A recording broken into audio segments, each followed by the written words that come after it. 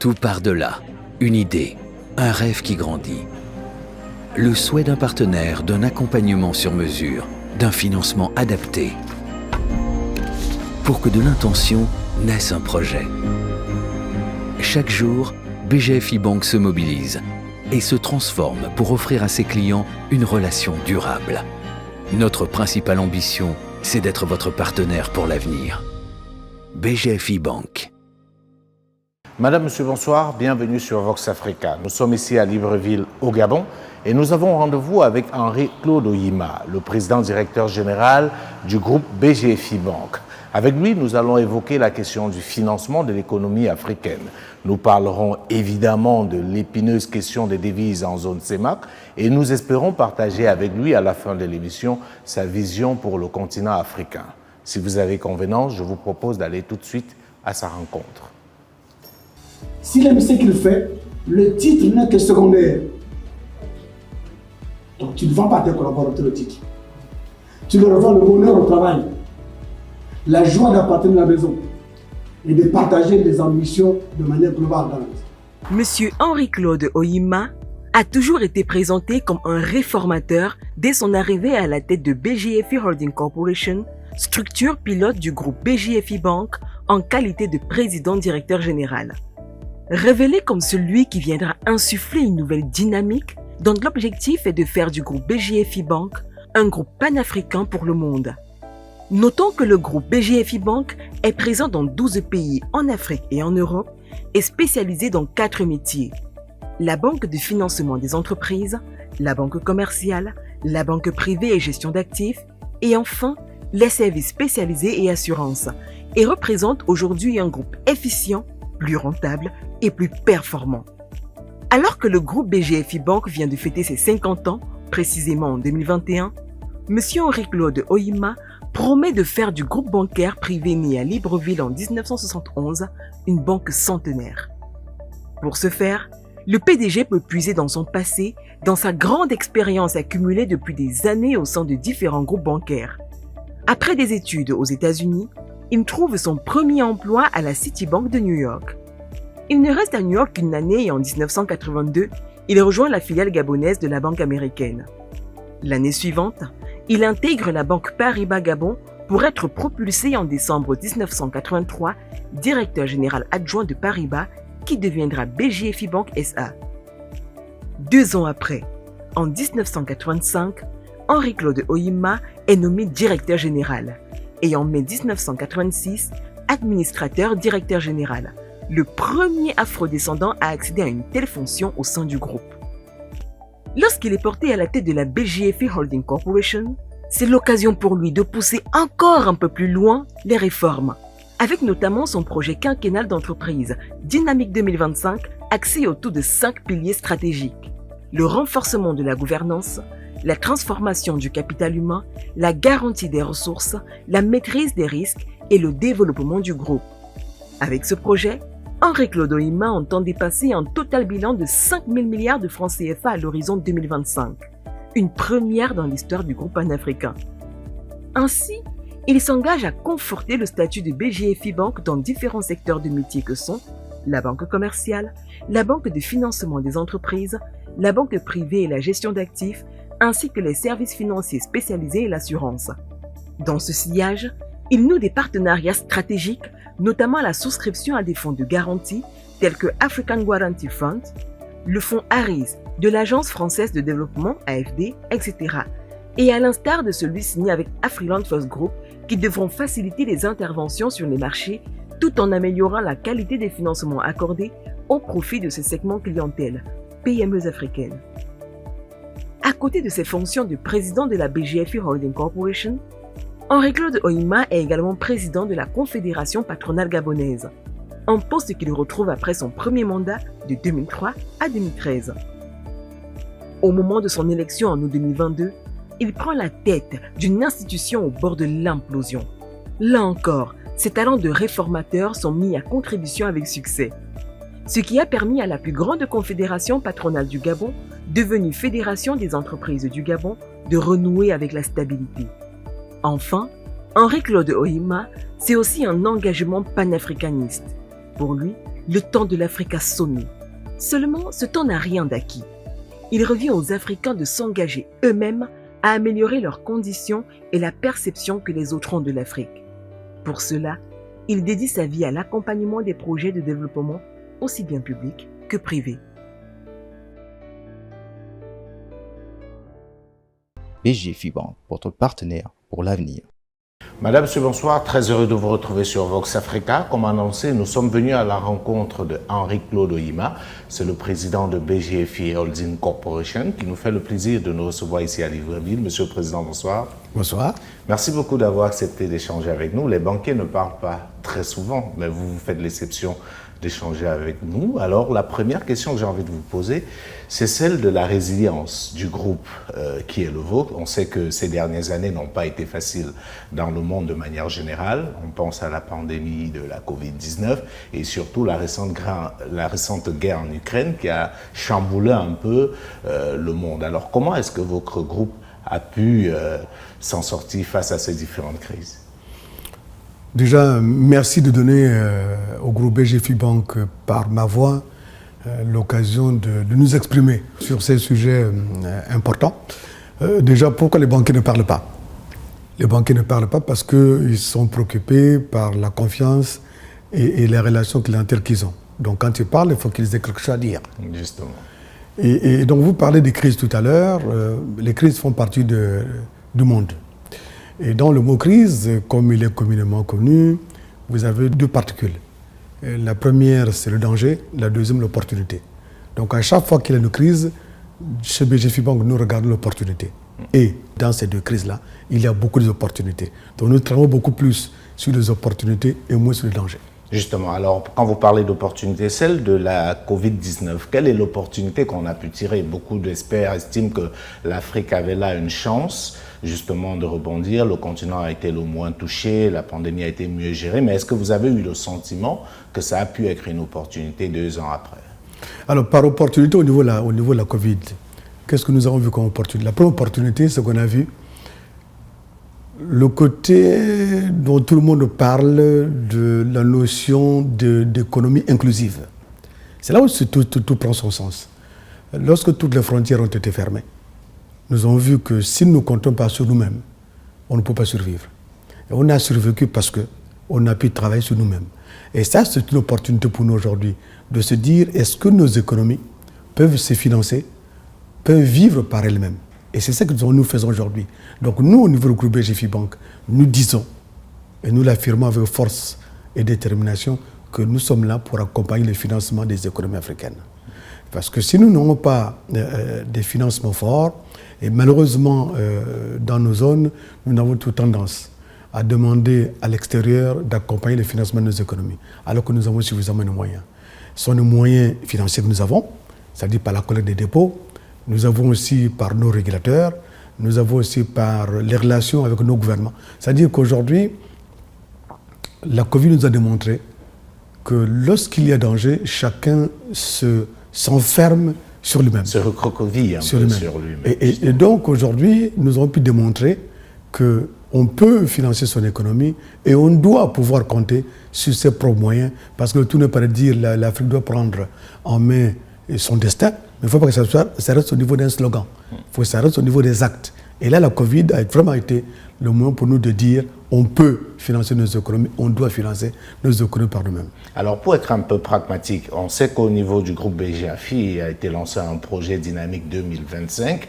Est-ce que ce projet-là répond à cette logique-là et de manière pratique, en quoi est-ce qu'il consiste? Alors, le projet Dynamique 2025 n'a rien à voir avec la problématique de crise avec la Covid. Le Dynamique 2025 obéit à la stratégie de groupe.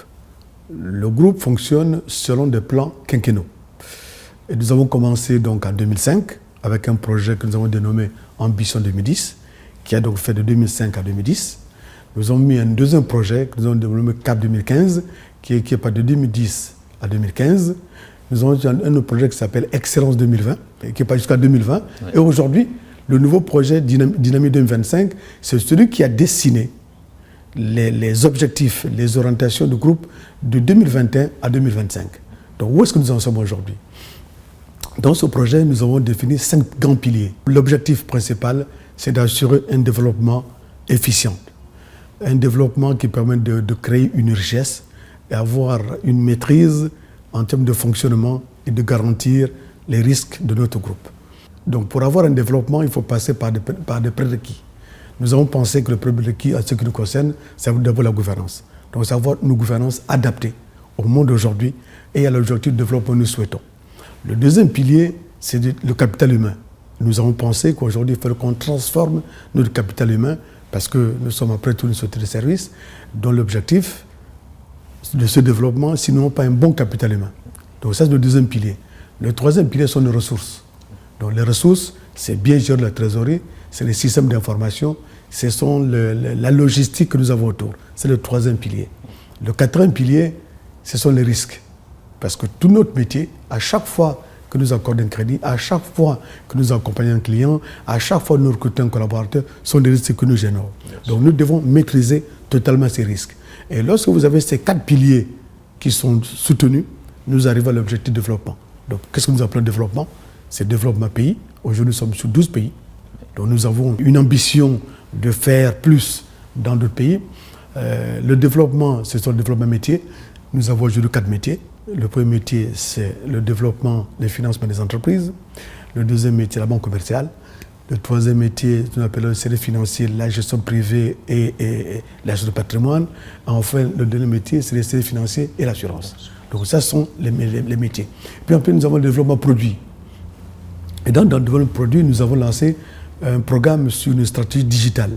Faire en sorte que nous soyons beaucoup plus proches de nos clients par des mécanismes de moment, avec cette forte digitalisation qui est à la fois de process, digitalisation d'organisation, digitalisation et de produits.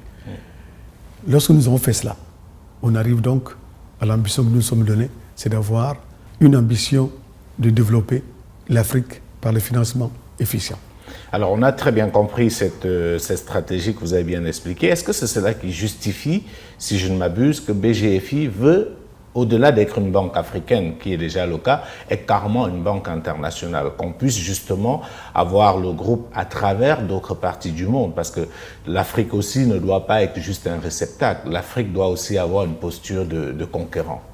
Nous avons dans le groupe une ambition et un idéal. L'ambition du groupe, c'est de construire un groupe africain pour le monde. Donc, vous voyez que nous sommes déjà ouverts. Deuxièmement, nous avons un idéal, c'est la recherche perpétuelle de l'excellence. Quand vous superposez tous ces deux notions, on ne peut pas être fort à l'extérieur si on n'est pas déjà fort dans son propre jardin. Et notre jardin, premier, c'est d'abord l'Afrique. Donc nous devons d'abord nous assurer d'être forts dans notre jardin, et c'est le cas aujourd'hui. Et lorsque nous avons fini de conquérir tout notre jardin, on va à l'extérieur. Mais l'ambition là, c'est d'avoir un groupe financier africain pour le monde. Aujourd'hui, le groupe BGFI Bank sera en Europe. C'est déjà cette ambition d'aller à l'extérieur. Nous pensons que nous devons nous assurer que nous maîtrisons fortement l'Afrique. Et nous voyons aujourd'hui tous les grands groupes financiers que vous appelez mondiaux qui étaient l'Afrique. Donc nous devons nous assurer que l'Afrique ne reste pas un désert. Alors, je vous posais la question parce que ça a une dimension, j'ai envie de dire, engagement, parce qu'on entend aussi beaucoup, parfois, les Africains se plaindre du fait que l'Afrique soit devenue le réceptacle de tout le monde, et on n'a pas souvent senti une forme de riposte. Comme vous le savez, la diaspora africaine aujourd'hui est de plus en plus importante, et parfois se retrouve frustrée ou coincée par l'absence de grands groupes africains qui peuvent apporter des solutions à leurs problèmes. Donc c'est pour cela qu'on se dit il est peut-être temps de bâtir ces ponts-là entre la diaspora africaine, qui est très nombreuse à travers le monde, et le continent. Souvent, nous avons du mal à comprendre le mot diaspora.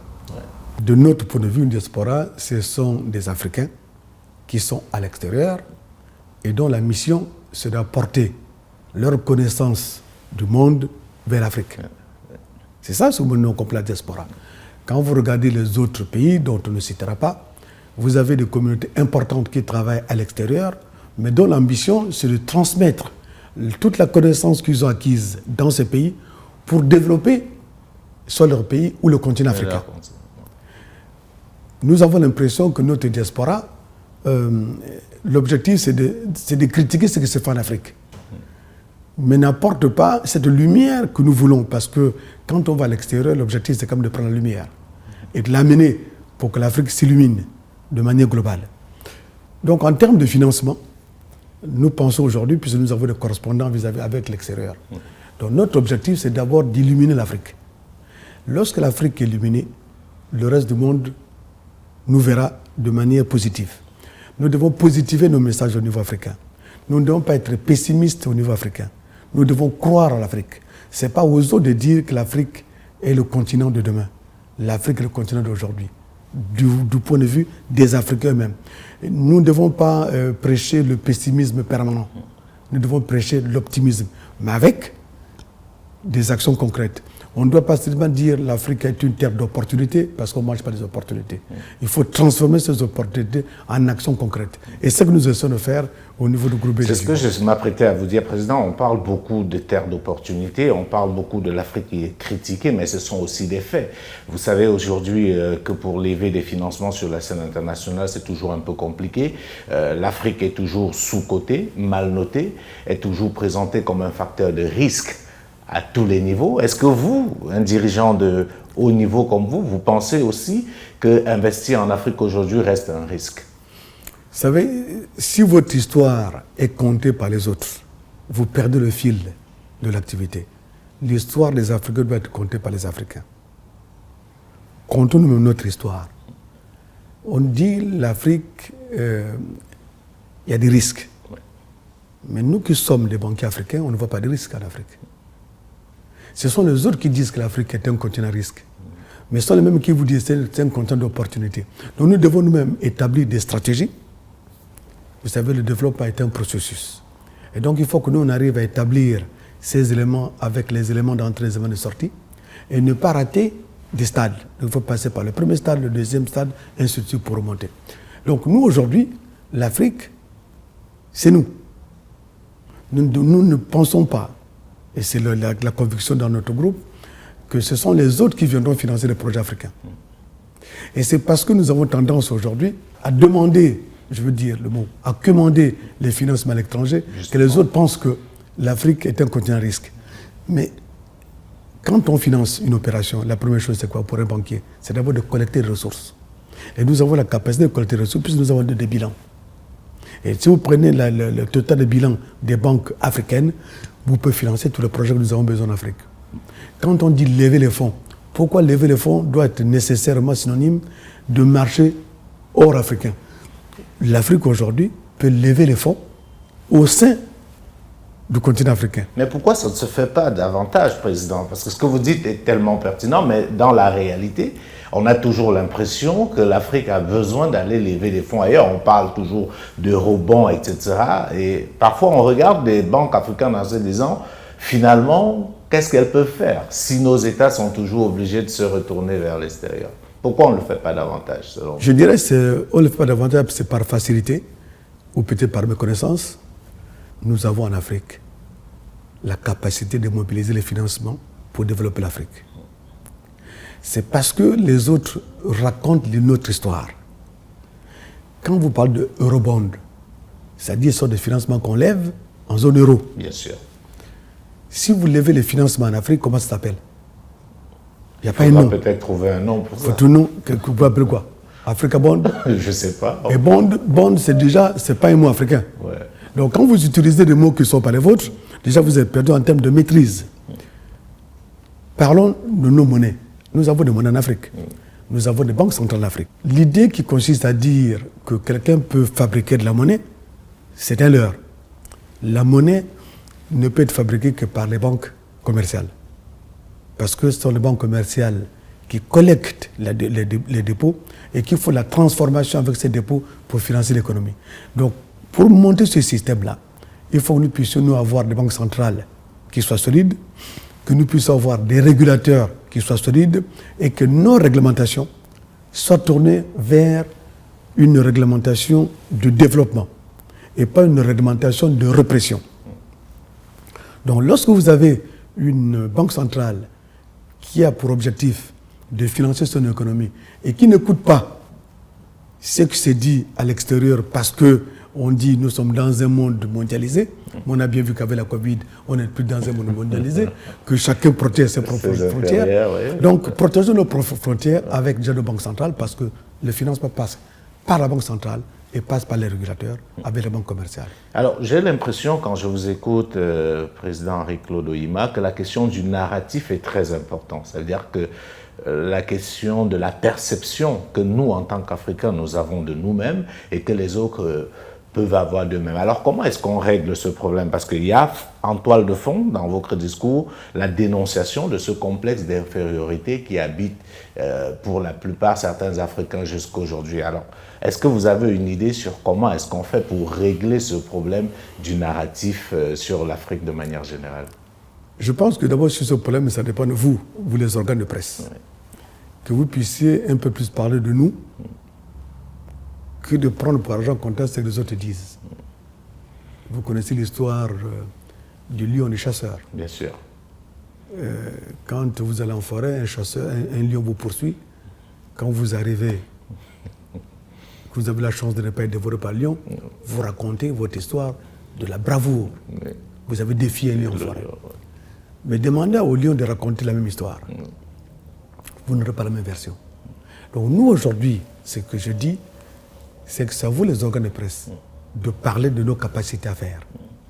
Et que vous puissiez parler ça avec maîtrise un peu des sujets aussi, de ce que nous sommes. Nous parlons de financement d'économie.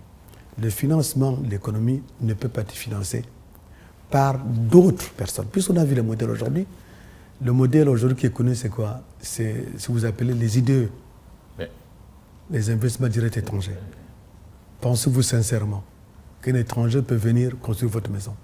À moins qu'il soit très gentil, ce dont j'en doute. La gentillesse n'existe pas dans les affaires. Un étranger ne peut pas venir chez vous construire votre maison. Vous construisez votre maison par vous-même. Et si un étranger vous apporte une aide, vous devez vous poser la question, quelle est la contrepartie de cette aide? Parce que dans le business, il n'y a pas d'aide. Il faut que nous puissions comprendre ça une bonne fois pour toutes. Il n'y a pas d'aide dans le business. Il y a des contreparties. Oui. Donc si je vous apporte une aide, c'est que j'attends la contrepartie. Et nous devons savoir à chaque fois quelle est la contrepartie de l'aide qu'on nous apporte. Que l'on vienne investir, oui. La contrepartie, ce sont les dividendes. Ça, c'est clair. Mais quand on vous parle d'aide, quelle est la contrepartie? Et quand on a posé cette question pour dire, quand j'ai identifié la contrepartie, je sais si j'accepte cette aide ou pas. Mais n'acceptons pas des aides parce qu'on n'a pas compris la contrepartie. En disant les autres sont très généreux, ils nous apportent des aides. Non. En matière économique, en matière financière, il n'y a pas de générosité. Il n'y a que le business qui compte. Comme on dit souvent, on n'a pas des amis, on n'a que les intérêts. Alors vous m'avez lancé une pique. Je me ferais plaisir de vous lancer la même pique. Les médias africains commencent à exister, essayent de faire ce qu'ils peuvent, mais ils ne peuvent pas le faire s'ils ne sont pas aussi accompagnés par les entreprises africaines. J'ai envie de dire que c'est un tout. En réalité, pour que les médias africains puissent être forts et construire ce narratif que vous appelez de vos voeux, il faut bien qu'ils puissent avoir des synergies entre ces médias et les grands groupes africains qui commencent à fleurir pour que cela soit possible. Je pense qu'on est d'accord. Je suis d'accord avec vous, mais à ce moment-là, il faut qu'il y ait un pacte de confiance entre vous, médias, et nous, entreprises. Que nous puissions parler le même langage. Justement. Que vous puissiez raconter la vraie vie des entreprises et que les entreprises puissent vous faire confiance. Justement. En disant, vous allez raconter la vraie vie des entreprises et nous savons que ce que vous allez dire fait écho.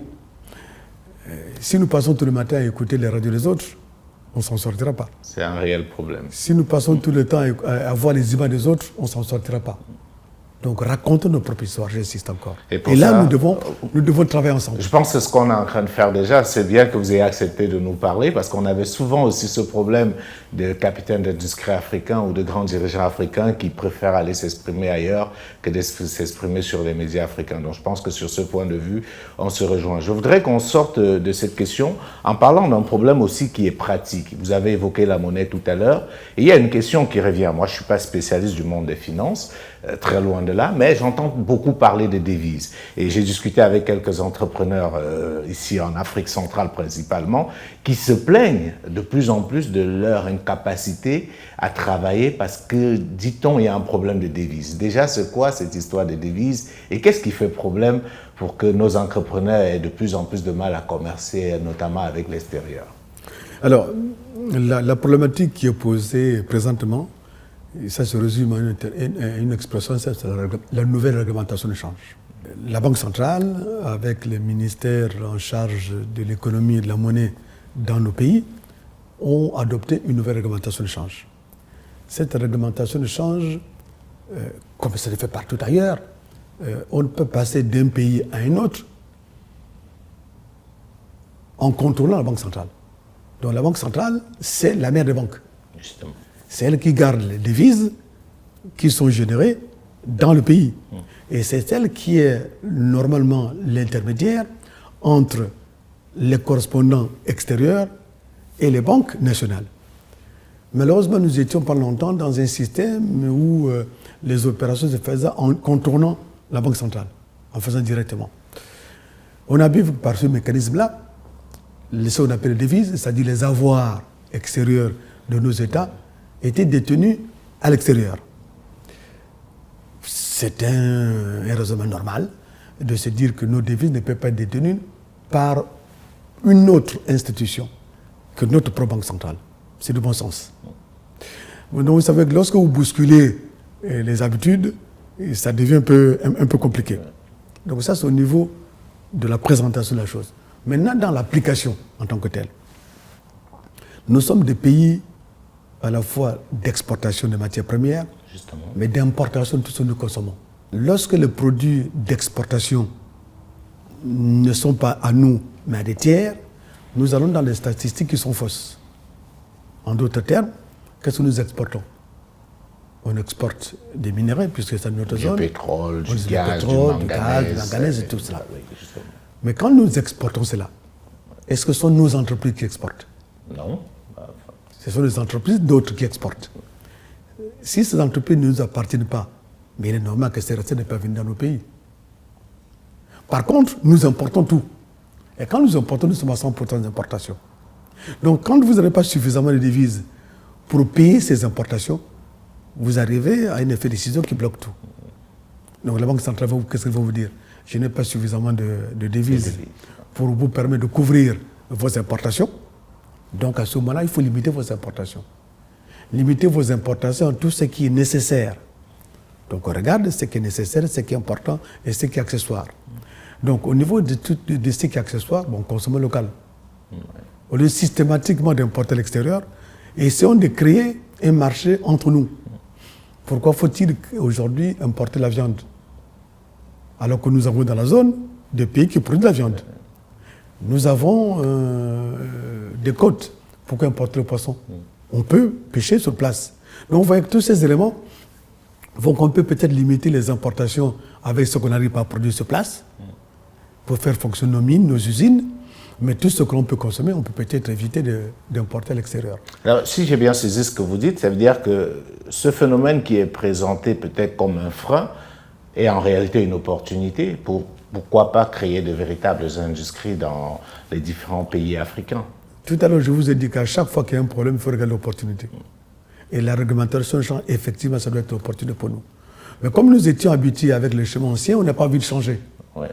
Oui, parce que je suis assez surpris et c'est bien que vous ayez pris la peine de bien expliquer parce que quand on écoute les gens à l'extérieur, ils se plaignent, enfin on a l'impression qu'ils ne comprennent pas ce qui se cache derrière cette nouvelle réglementation de change parce que, comme vous l'avez si bien dit, si on arrive à travers cette nouvelle réglementation à faire de la production locale un nouveau levier, ce sera forcément plus d'emplois et forcément plus d'opportunités. Donc, c'est peut-être mieux que vous expliquiez davantage et que vous acceptez peut-être de parler plus souvent pour le commun des mortels, pour qu'ils comprennent. Je vous dis ça parce que je me suis carrément fait agresser par certains entrepreneurs et quand j'ai dit à certains que non, j'ai une interview avec le président de BGFI, il lui dit, mais posez-lui la question, on n'arrive plus à rien faire, on n'arrive plus à rien importer. Donc. Si vous prenez le problème au premier degré, effectivement, c'est une difficulté. Oui. C'est une difficulté, pourquoi? Parce que la réglementation de change telle qu'elle a été conçue, c'est parce que des études avaient été faites et qui démontraient, selon ces études, que les Africains de la zone, quand on dit Africains de tous les opérateurs économiques de la zone, entretenaient à l'extérieur des avoirs injustifiés. Et donc l'objectif de cette réglementation, c'est de faire venir cette prétendue avoir extérieure injustifiée. Ouais. Mais la réalité, elle n'est pas là. La réalité, c'est qu'il n'y a pas d'avoir à l'extérieur. Ou du moins, il n'y a pas le volume que l'on pensait avoir. Par contre, ce dont on est sûr, c'est que nous importons tous les jours.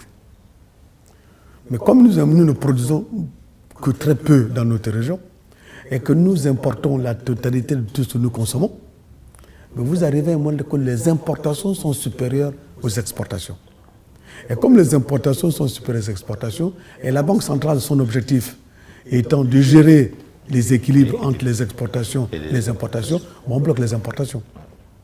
Donc nous devrions plutôt penser à l'envers et se dire réellement qu'est-ce que nous importons. Est-ce nécessaire? Est-ce nécessaire d'importer? Est-ce que ce que nous importons, on ne peut pas le consommer, on ne peut pas le produire au niveau local? Et là, ça devient des opportunités économiques pour nous. Au niveau agricole, au niveau alimentaire, on peut faire beaucoup de choses. Nous avons de belles terres, nous avons de l'eau, nous avons la pluie. Donc... Mais il se reste un problème, celui du financement. Parce que l'autre problème aussi, les entreprises africaines se plaignent du très faible taux de financement, notamment par les banques. Et il y a l'épineux problème de la fameuse garantie qui revient. Et je sais que BGFI Group ambitionne d'être la banque qui finance les entreprises africaines.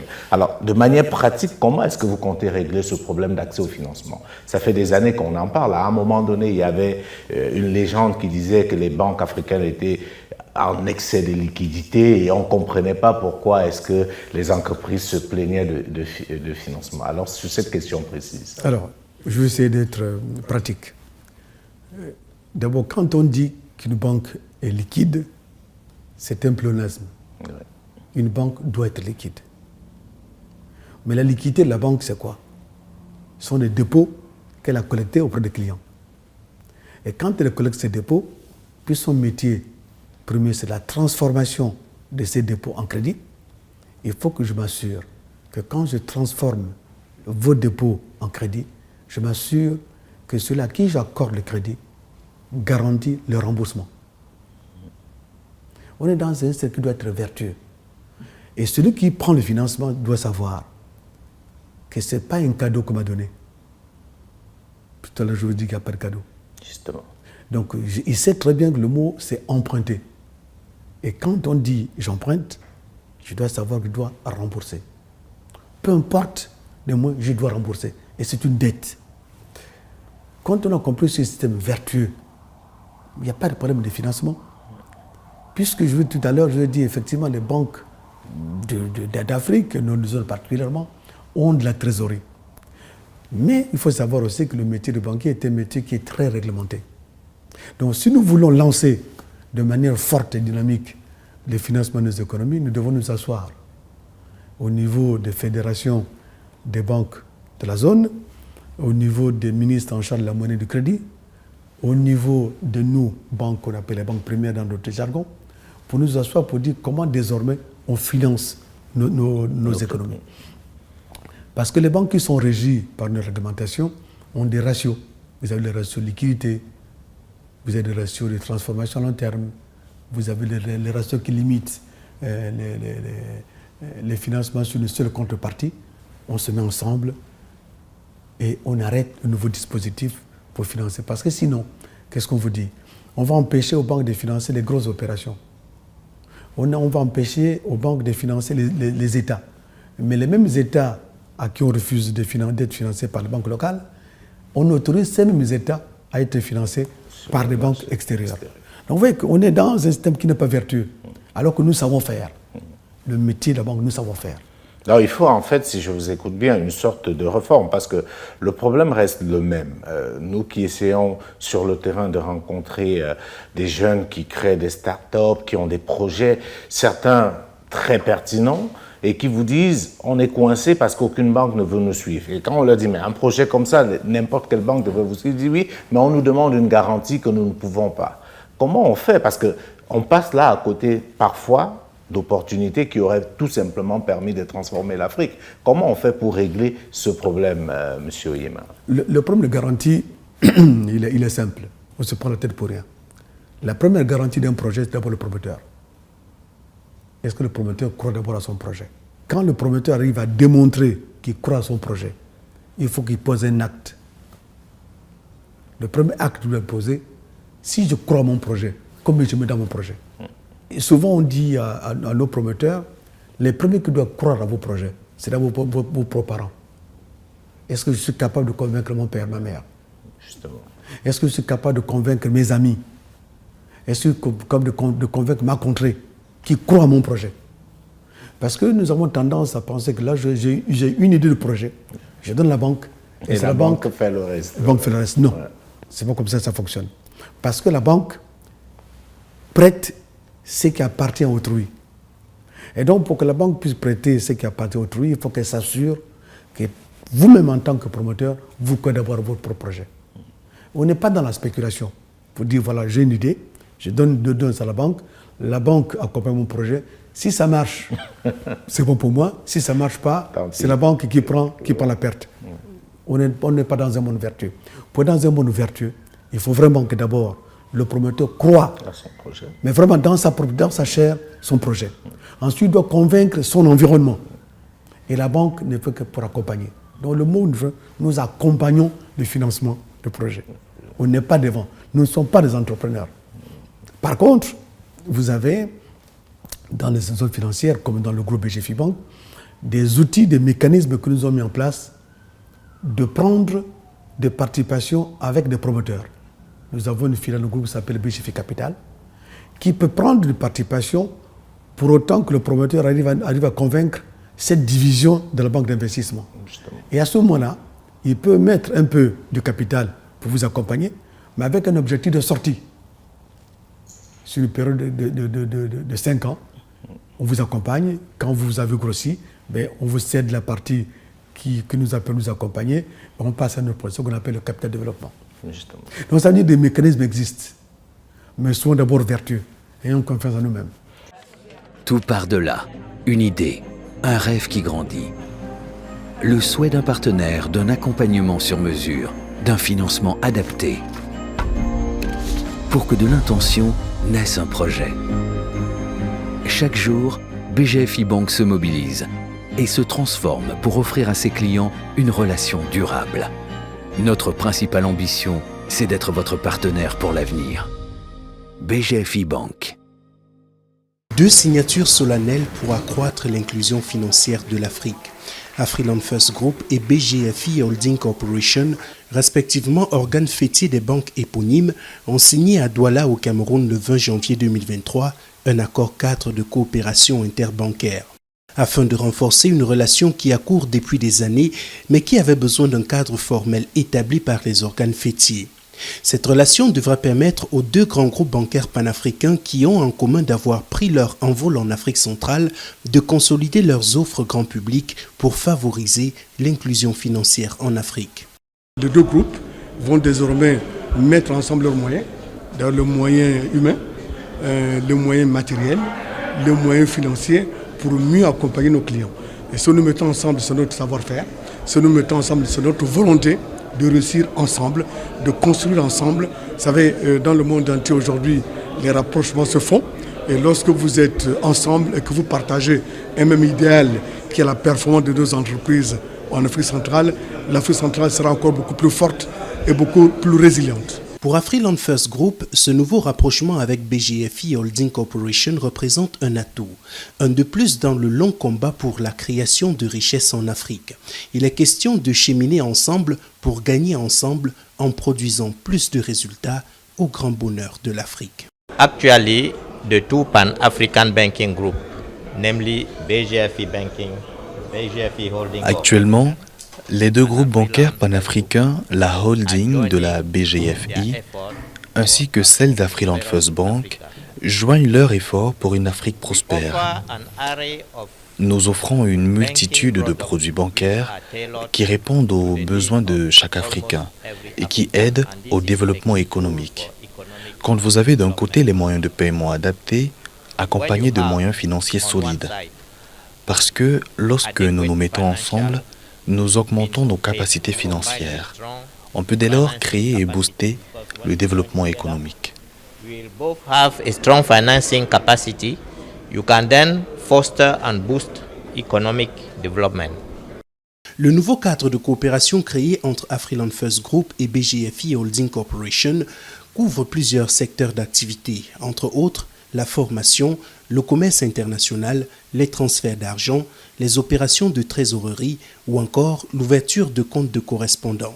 Ceci dans toutes les régions où les deux groupes sont désormais présents, l'Afrique centrale, l'Afrique de l'Ouest, l'Afrique de l'Est, l'Europe et même l'Asie. Alors, récemment, à Douala, au Cameroun, vous avez signé un accord de coopération avec une autre banque africaine, panafricaine, Afriland First Bank. Est-ce que vous pouvez nous en dire davantage? Déjà, qu'est-ce qui a motivé? Quelle est la vision derrière? C'est effectivement un bel exemple pour nous de coopération sud-sud. Vous savez qu'habituellement, la coopération, c'est nord-sud, ainsi de suite. Nous avons pensé qu'on pouvait peut-être signer des coopérations sud-sud. Et nous avons pensé avec nos frères d'Afriland, que je salue, qui ont bien voulu que nous puissions mettre en commun notre réflexion. D'abord, on n'est pas en train de parler de partenaires capitalistiques. Bien sûr. On parle de partenaires stratégiques, c'est-à-dire au niveau de la conception, justement, pour que nous puissions mieux accompagner nos entreprises. Qu'est-ce que nous devons de faire? C'est que nous, au niveau du système d'information, partager nos connaissances. Au niveau d'accompagnement des financements, c'est-à-dire partager les risques. Justement. Pour que si nous mettons ensemble nos fonds propres, on peut accompagner des projets structurants de grande envergure. Alors que si nous allons seuls, ben nous serons limités par les fonds propres de nos différentes filiales. Donc en mettant ces deux groupes aujourd'hui, qui sont les deux premiers groupes financiers de la zone Afrique centrale, ça double notre capacité à accompagner ces entreprises-là. Donc nous avons au niveau des ressources humaines, le partage de nos ressources humaines, le partage de nos méthodes, le partage de nos procédures, pour que nous puissions, je dirais, sortir par le haut et prendre de deux groupes, celui qui a la meilleure présentation, celui qui a la meilleure procédure, celui qui a la meilleure efficacité en termes de fonctionnement et en termes de formation. Voilà ce que nous avons mis en place avec Afriland qui a été lancé ces derniers temps. Alors si je comprends bien, c'est aussi une possibilité de réponse au problème qu'on évoquait plus haut. C'est-à-dire qu'aujourd'hui, avec ce partenariat, vous êtes à mesure de financer d'énormes projets si vous êtes ensemble. Les États, par exemple, ne sont plus forcément obligés de se retourner vers la Chine, vers l'Union européenne pour aller mobiliser les fonds parce qu'il y a deux groupes africains qui, ensemble, peuvent supporter ce niveau d'engagement. Est-ce que c'est bien l'idée? C'est ça l'objectif. L'objectif, c'est de dire ensemble, on peut aller plus loin. On peut faire plus grand. Ensemble, on fera plus grand. Ouais. Ensemble, on pourra mieux accompagner. Ensemble, on pourra mieux comprendre. Parce que là, au niveau de l'analyse, l'année des risques, nous allons sur un même client avoir deux analyses. C'est-à-dire ce que l'un a vu pourra permettre de renforcer la vision de l'autre. Et ensuite, là où peut-être je peux percevoir un risque, il peut me démontrer que c'est une opportunité et vice-versa. Et donc, à ce moment-là, vous savez, quand vous mettez ensemble vos moyens, vous pouvez faire beaucoup de choses. Et ce que nous souhaitons faire aujourd'hui avec nos frères d'Afriland, parce que vous savez, c'est quand même, nous sommes le premier groupe financier, Afriland, le deuxième groupe. Ça veut que 1 plus 2 ne font pas 1 plus 1 ne font pas 2, mais nous pensons 1 plus 1 feront 3. D'accord. Voilà. Pour être beaucoup plus fort pour financer nos économies. Et donc, nos États devraient, avec ces deux groupes-là, nous faire beaucoup plus confiance. Justement. Alors, on va sortir de cet entretien en essayant de revenir sur la question de la vision. Je dois avouer qu'à titre personnel, je vous découvre dans cet aspect d'engagement pour l'Afrique, dans ce discours que je qualifierais vraiment de afro-centré, afro-optimiste, parce que vous avez dit qu'il faut éviter le pessimisme, pour dire, si on voulait faire avec vous une sorte de projection en termes de l'avenir de l'Afrique, où est-ce que vous voyez l'Afrique? Je vais être très sobre dans les 10 prochaines années. Parce que, mine de rien, on se rend compte qu'il y a des mutations énormes qui se font sur le continent. On se rend compte que des groupes comme BGFI et Afriland n'existaient pas. Il y a encore quelques années, n'avaient pas cette puissance africaine-là, il y a encore quelques années. Dans 10 ans, comment est-ce que vous voyez ce continent qui, visiblement, vous tient autant à cœur qu'à nous autres? Déjà, vous comprenez que nous sommes Africains. On ne peut vivre qu'en Afrique. C'est pas obligé, il y a plein d'Africains qui vivent bien loin de l'Afrique. Vous les avez appelés diaspora tout à l'heure. Nous sommes Africains, on vivra en Afrique. Nous sommes Africains, nos dépouilles seront en Afrique. Il faut nous comprendre cela. On n'a pas d'autre choix que d'aimer l'Afrique. On n'a pas d'autre choix que de faire en sorte que l'Afrique puisse être un endroit où il fait bon vivre. Pour nous-mêmes d'abord. Nous n'avons pas le choix que d'aimer l'Afrique. Nous n'avons pas le choix d'abord de nous aimer nous-mêmes. Nous n'avons pas le choix que de nous faire confiance entre Africains. On ne peut pas laisser notre histoire être racontée par les autres. Nous ne pouvons pas laisser notre continent être développé par les autres. Aujourd'hui, si vous prenez toutes les études de tous les grands pays, chacun a un département d'intelligence économique, comment rentrer en Afrique. Justement. Pendant ce temps, les Africains eux-mêmes sont spectateurs de ce qui se passe sur leur propre continent. Nous sommes assis sur des minéraux. Nous sommes assis sur des opportunités que nous ne voyons pas.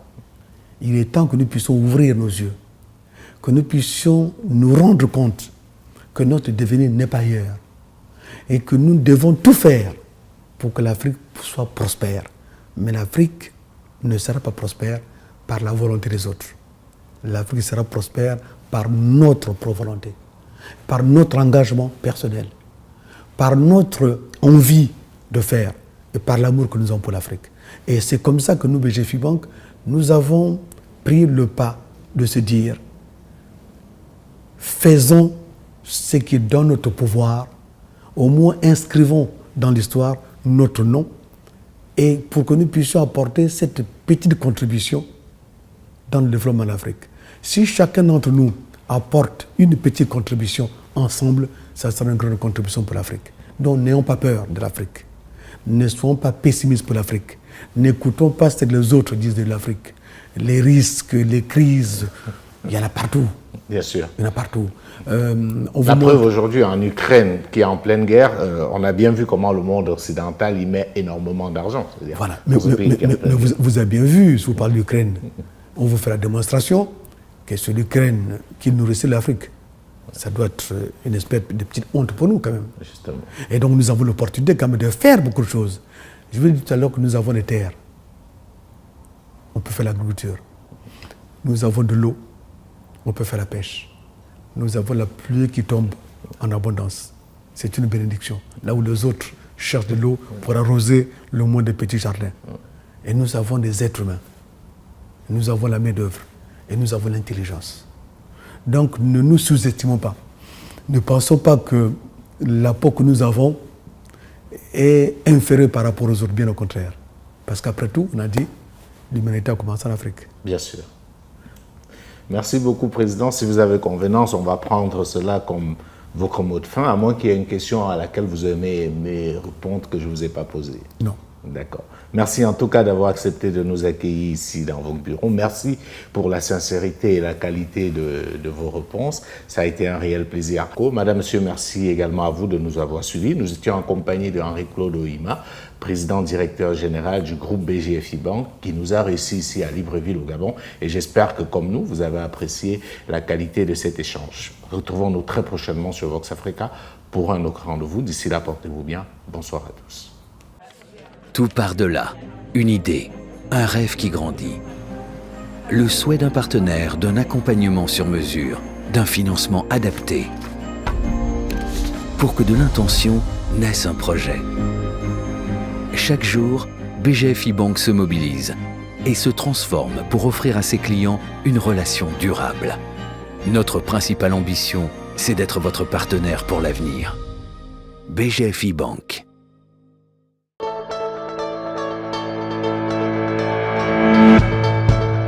Dans une Afrique à la croisée des chemins. Sur un continent en quête de son propre modèle. Sur une terre objet de toutes les convoitises. Il nous est possible de réussir ensemble. Des hommes et des femmes qui travaillent à la création d'un label africain authentique. Un label qui met en valeur notre diversité socio-culturelle pour une consommation de qualité. Avec une jeunesse de plus en plus innovante et offensive, affinant toujours plus notre savoir-faire. prenons davantage conscience que notre destin est entre nos mains. Les entreprises africaines ont besoin de nous. Consommons local, consommons africain. Vox Africa, la voix d'une Afrique fière.